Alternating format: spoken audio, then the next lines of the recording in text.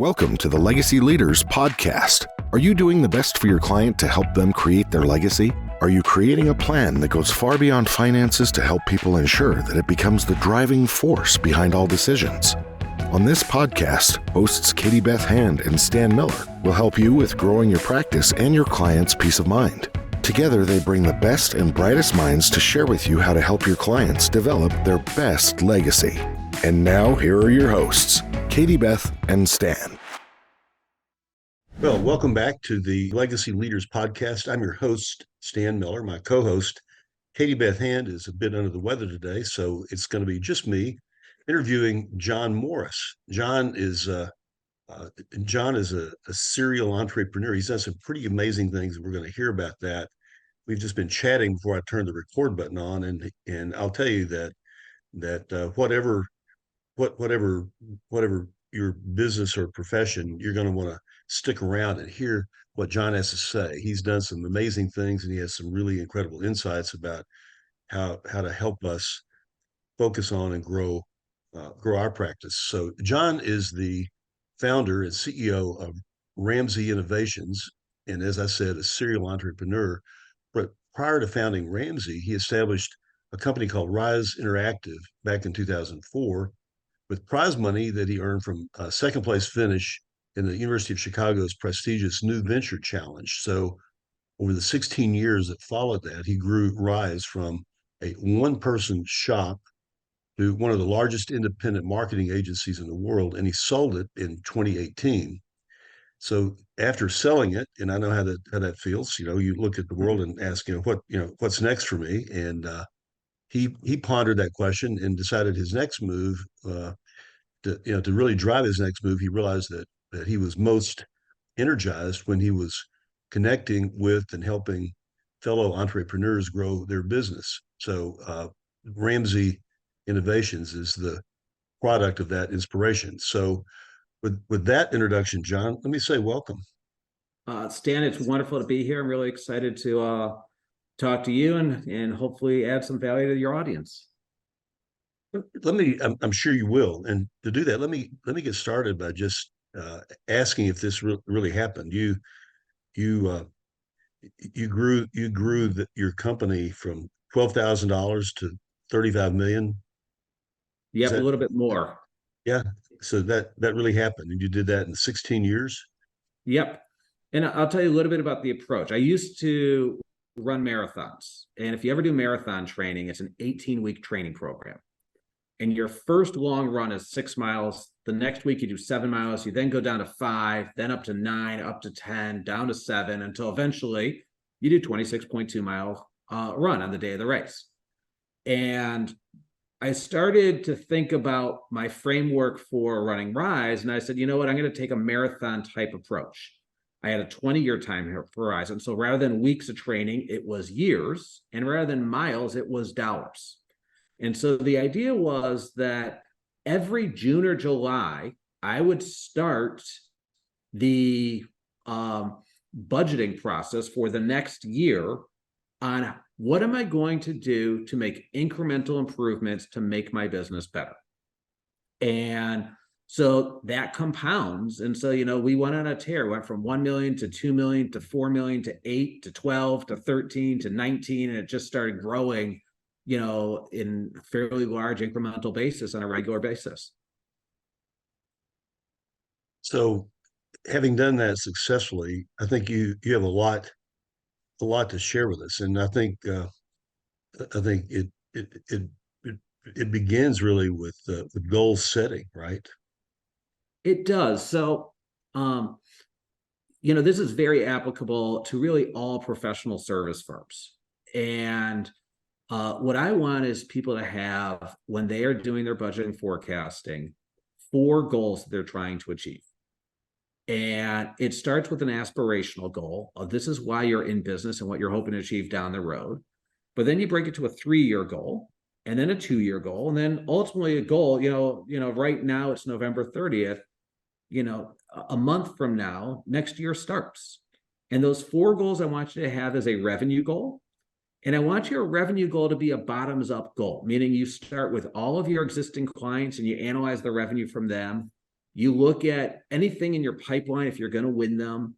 And then what you want to do is look at your pattern of how much new business you win and start with that pattern, but then ask, like, can you change that trajectory, and how are you going to change that trajectory?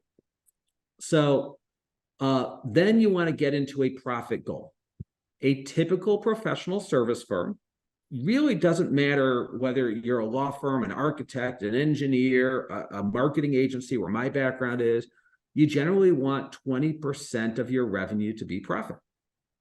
And so you want to look at, and I'll explain how you get there through some benchmark numbers, but you want to make sure that you have a 20% profit year, ideally. And if you don't, that there's strategic reasons why you're doing it.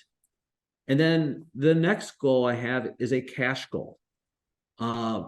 This is one of the most neglected areas I have found in professional service companies, is that most of them do not have enough cash. I have a client of mine that is wildly profitable, and they basically have no cash in the business because the owners take all the cash out. But if you have cash in the bank, you get to do really cool strategic things. And I'm going to give a very polarizing figure as an example. Elon Musk. Elon Musk just spent $44 billion to buy Twitter, or X. And if that goes down to zero, there's been all sorts of news, all these advertisers are pulling out, and let's just say he has to shut down Twitter. He will go from the richest person in the world to the richest person in the world. He has more than $44 billion than the second richest person in the world. And so I'm not going to say it's a toy, but because he has so much cash, he can buy, toys in the 40 billion plus range. And what I don't want clients to buy toys. I want them to be able to make strategic investments. And if you grow your cash, you can create a whole M&A strategy that becomes really powerful. So I'm a big believer in having a cash goal. And then the last goal is what I call as an infrastructure goal. And the concept is really simple. I want your business to be better at the end of the year than it is at the beginning of the year. Now, better could be you want to invest in your recruiting infrastructure. It might be that you want to make your onboarding of new clients better. It might be that you want to build your brand and you want more people to know who you are tomorrow than they are today. Like, there's different things that you can invest in, but it should all drive to revenue growth, profit, or cash. And if you keep those three metrics in mind, your infrastructure goal should help improve one of those three areas down the road.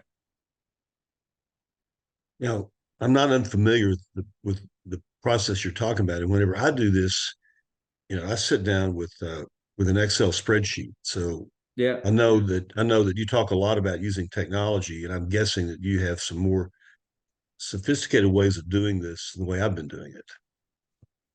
So do you want me to go into detail on kind of the process? I would love to hear about that. Absolutely.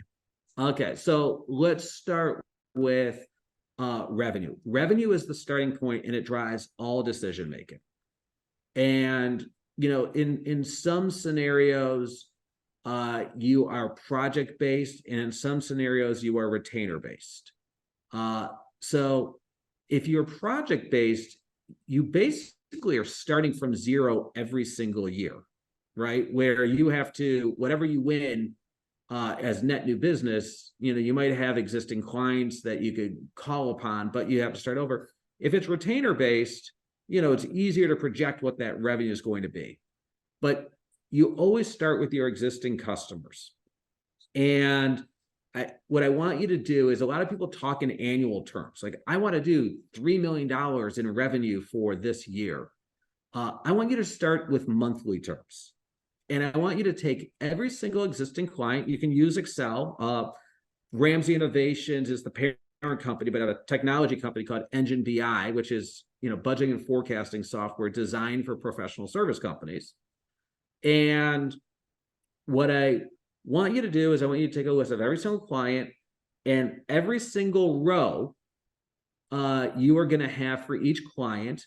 But I want you to actually break it down by lines of business. So let's just say you're doing estate planning. And could you give me another example of a line of business that relates to law? It could be business planning. It could be litigation. It could be probate. Okay, so let's just say probate, litigation, and estate planning. So you're going to take every single one of your clients and you're going to project the revenue by month for each one of those lines of business.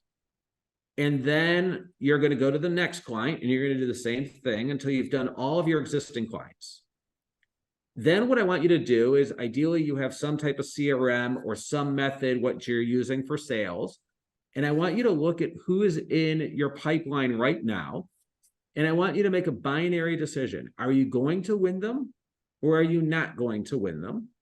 And you're going to do the same analysis. This is how much revenue you're going to get. This is the month they're going to start. And this is the line of business that you're going to win. And after that, the third one is what I call as blue sky.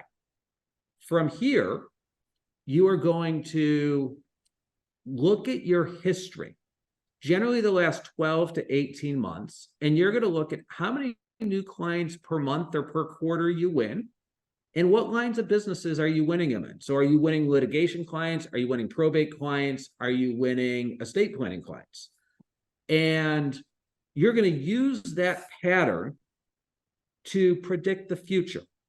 And so, it's a pretty good gauge that if you win 2 new clients a month every month and 50% of them are estate planning, then unless something changes, that's probably what's going to continue in the future.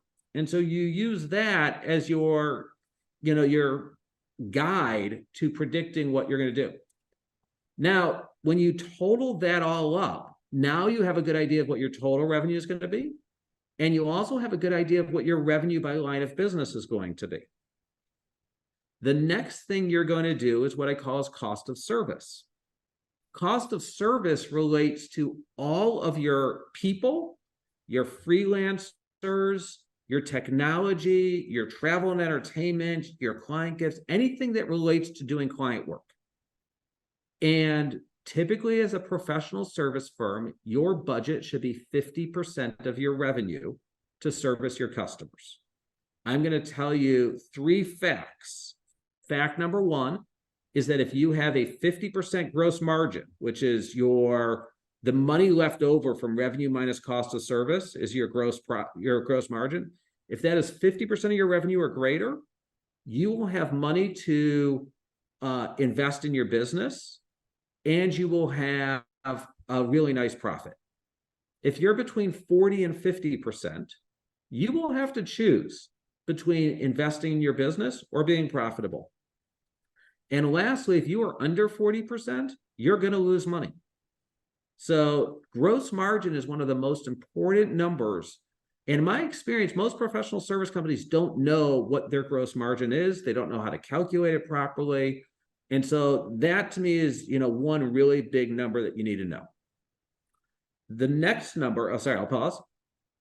You have a question or should I keep going? No. I was just, I'm getting what you're saying here. Yeah. Okay. The next one is what is called your SG&A, and it stands for selling, general, and administrative expenses. And it relates to all of your expenses that are not focused on doing client work. And I don't care if you're a 1-person professional service company or you're a 1,000-person professional service company. There are 3 buckets that you can put that money. One of them is sales and marketing.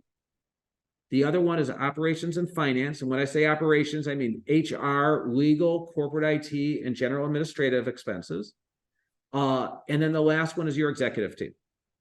You get a total of 30% for those 3 buckets. Now, the typical professional service company spends 8% of their revenue on sales and marketing. They spend 15% on operations and finance, and they spend 7% on their executive team. And so I always tell people, especially in the marketing world, which is where I came from, we would spend about 14 to 15% of our revenue on sales and marketing. And our brand was everywhere. It was a really well-known company. And people always asked me, who owned agencies, like, how you doing? I was like, well, I for some reason, am the only marketer that actually believes in marketing. And What I want is if you're a professional service firm, so like if you're an estate planning attorney, I want you to have a competitive advantage when it comes to sales and marketing. I want you to spend more than the 8%, which means that you got to either improve your gross margin, reduce your operations and finance, reduce your executive team, or go into your profits, which I don't want you to do. So ideally, gross margin and operations and finance are where I've started, where if you can get to 12% of your revenue for operations and finance, it gives you 3% more to spend in sales and marketing. And so very focused on doing, if you understand these numbers and you have all the insights in terms of how you can drive it, it allows you to make really good decisions on how you grow and how you scale from your business.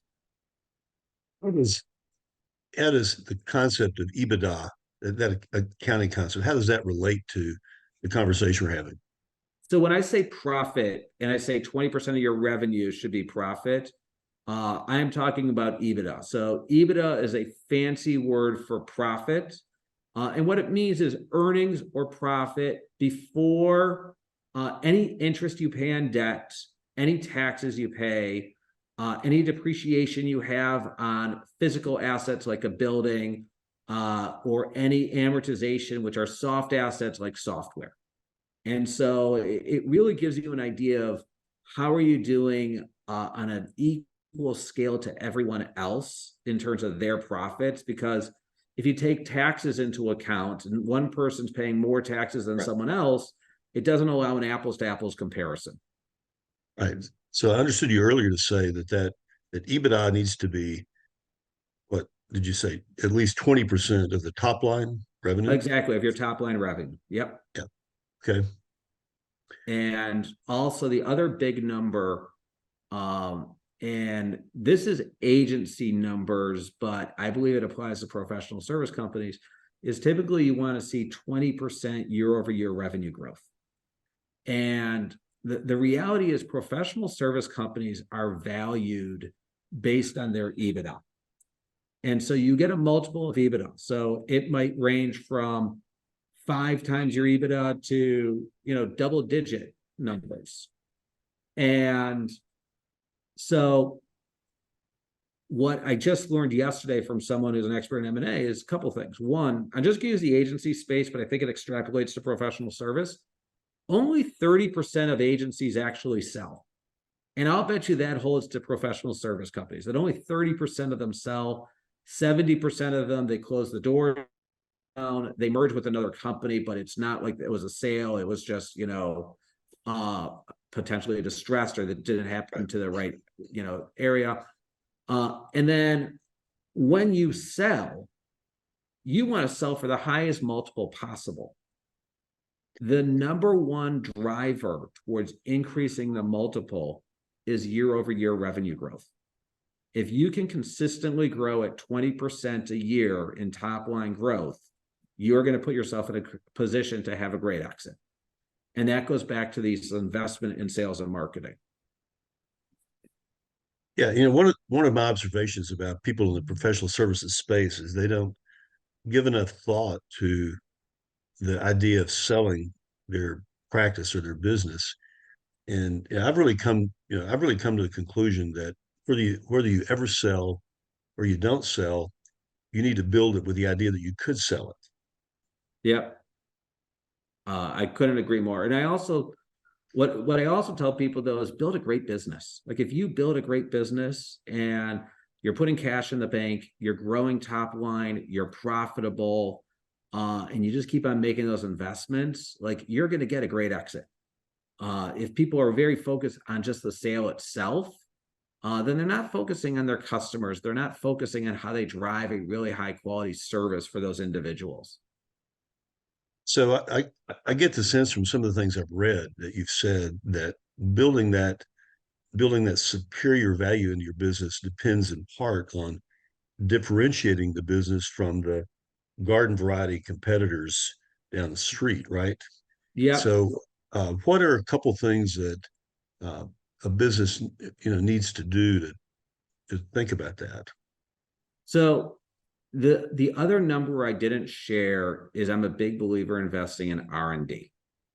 And I recommend 5% of your revenue goes towards R&D. Now, when I say R&D, I more mean like innovation with a lowercase I than innovation with an uppercase I. I'm not talking about building like the next self-driving car or, something that is completely groundbreaking.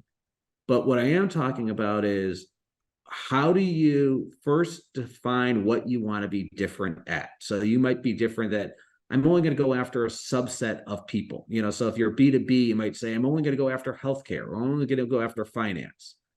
But then you have to start saying, well, what are the things that are unique to that specific subset that you're going after? And then you need to go on a journey. Think of it as like a little snowball that you're going to invest every single year to make better and better. And if you do that, you create greater and greater stories that allow you to win business and keep that business relative to your competition. Just to put in perspective, at Rise, we basically wanted to be the leaders in helping brands make better decisions using data. So a fancy way of saying, a data-driven agency.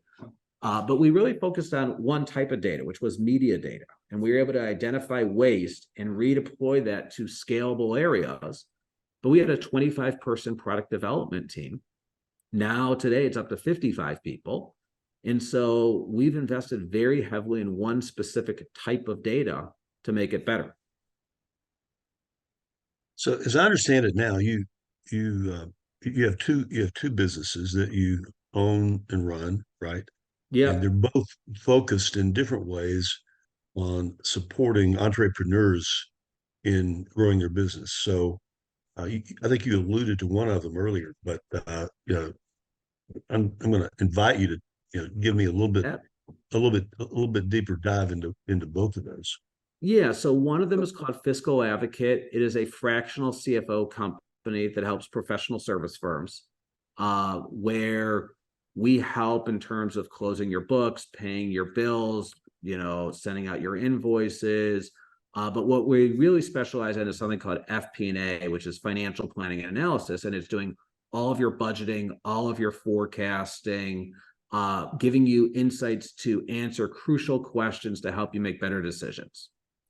And then we also have another company called Engine BI, which is more decision-making software. So it's budgeting and forecasting software, but it also provides benchmarking data so that you can understand how much you need to be spending in specific areas and highlights where you need to make improvements right away versus where you're doing really well. So if our listeners wanted to find out about those companies, how would they do it? A few different ways. You can go to enginebi.net for the software. You can go to fiscaladvocate.com for the fractional CFO services. I post every day.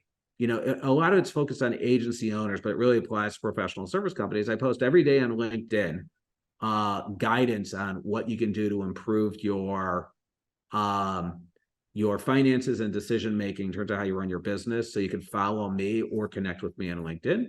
And you can also always email me at jon@enginebi.net. It's good. I'll make sure we put all of those connections in the show notes. Awesome. I appreciate it. And hope you'll hear from some of our listeners. You may be hearing from me, actually. So this is really fascinating. So what other thoughts do you have? You talk about financial rituals. I was fascinated by that.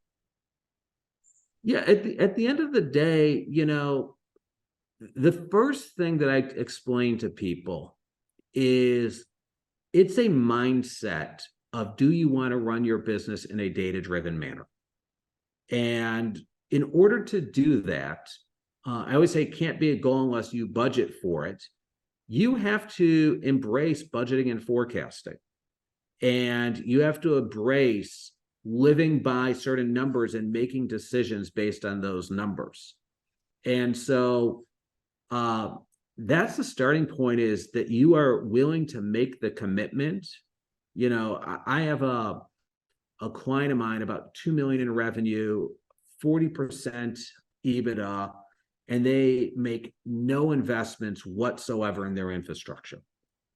And when they got a proposal, typically, in order to do budgeting and forecasting, it's probably going to cost you $5,000 to $10,000 a month, depending on the size of your business and the scale, which is, the cost of an entry level to a mid-level employee. And this person had sticker shock. And I use this as a good example of this isn't for everyone, but that company probably won't scale and grow to the next level where, if you really want to scale and grow, I believe that investing in a data-driven approach and having something called scorecard operations, which is gathering all the data to have a scorecard to make decisions, is really important. But it's, that's around the investment you have to make to be willing to do it.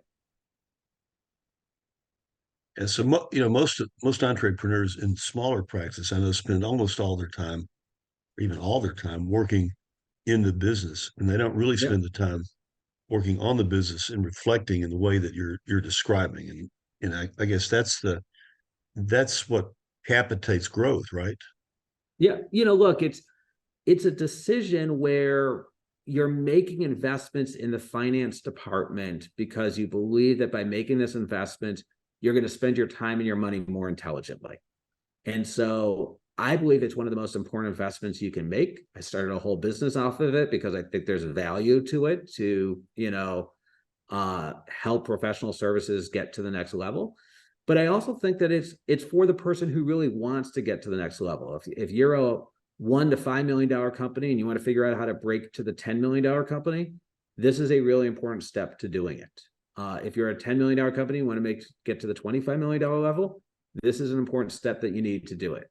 And so, it starts with, do you really want to scale and grow a large business? I have a client of mine, former client, that's 5.1 million in revenue, and their goal is to get to 6 million, and they never want to be bigger. And I think that's awesome. He has full clarity. He wants, a lifestyle business. He wants it to be profitable. And I think that's awesome. That's not really who I'm trying to help. I'm trying to help the person who's at 5.1 wants to get to 10 and then to get to 25. I'm reading Dan Sullivan's book now, 10X is easier than 2X. He makes a pretty compelling argument, that thinking big, going big is actually easier than being an incrementalist in your business. So, and there's a lot of truth to it, but you have to be willing to make the investments to do it. And that's a mindset, that's something I can't teach someone. It's more something I have to identify people who want that mindset. Jon, that's great. I don't want to abuse your calendar today, but do you have any closing thoughts, closing comments before I let you go? The main thing that I would just tell people is, if you're a professional service firm, that you really should live and make decisions based off the numbers. And the hardest part of being a professional service owner is that your inventory are people, and they're people that you love, you care about deeply. And oftentimes, in order to make the right decisions for the business, you have to make tough emotional decisions. And I like to start with what I think is the worst part of the job, which is the fact that you have to make tough decisions oftentimes. But your business, all the remaining employees, will be better off if you can make decisions based on the core aspects of the business and the numbers, and make sure you have the strength to do what you need to do. Makes total sense to me. All that actually really resonates. Jon, thank you for being our guest today. This is the Legacy Leaders Podcast with your host, Stan Miller. Our guest today has been Jon Morris. We're going to have all of Jon's contact info in the show notes.